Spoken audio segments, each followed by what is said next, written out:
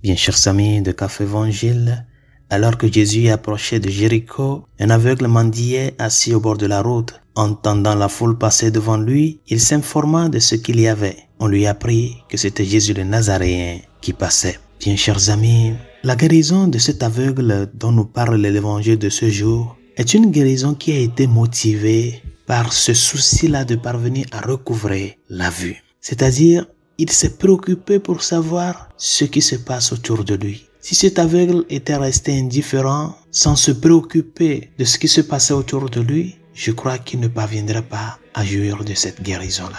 Entendant la foule passer devant lui, il s'informa de ce qu'il y avait. Combien sont ces personnes-là de nos jours qui vivent dans une indifférence notoire de ce qui se passe autour d'eux? Tant de personnes qui se sont dessaisies totalement de ce qui se passe autour d'eux. Aucune préoccupation, par exemple, pour tant de gens qui meurent pour leur foi.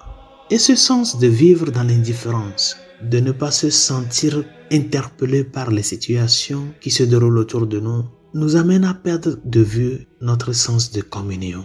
Et ça là, nous le voyons non pas seulement du point de vue large, mais du point de vue proche. Dans nos familles, par exemple, combien de personnes passent la vie sans se soucier, dans une certaine indifférence notoire, par exemple, devant une situation de maladie d'un proche, devant une situation de pauvreté précaire que traverse un proche, devant une situation de déviance morale que vit un proche. Tant de choses se passent sous nos yeux, mais l'indifférence nous a amenés jusqu'au point où nous ne sentons même plus de la douleur pour la souffrance d'autrui. Chers amis, l'une des qualités de la vie chrétienne, c'est l'unité. Saint Paul dit, je me suis fait un avec tous pour sauver quelques-uns. Un avec tous. Quand un membre souffre, c'est tout le monde qui doit sentir ses souffrances. Quand un membre est dans la joie, de la même manière, ne nous laissons pas emporter par le vent de l'indifférence, de l'individualisme de notre société. Apprenons à être à l'alerte, chers amis, avec ce sens d'espérance. Et ayons cette disponibilité de nous ouvrir, de chercher à nous faire interpeller par les situations qui se passent autour de nous. Prions pour les chrétiens qui sont persécutés pour leur foi, par exemple,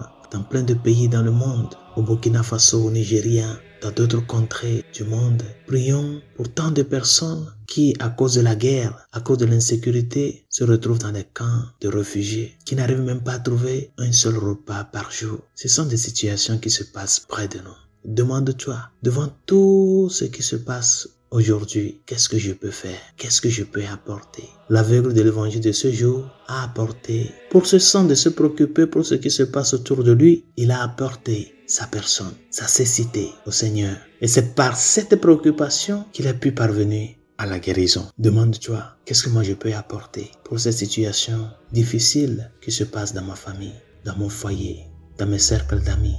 Qu'est-ce que je peux apporter comme ma petite pierre, collaborer avec le Seigneur pour le bien de toutes ces personnes-là qui t'entourent? Bonne journée, Dieu vous bénisse.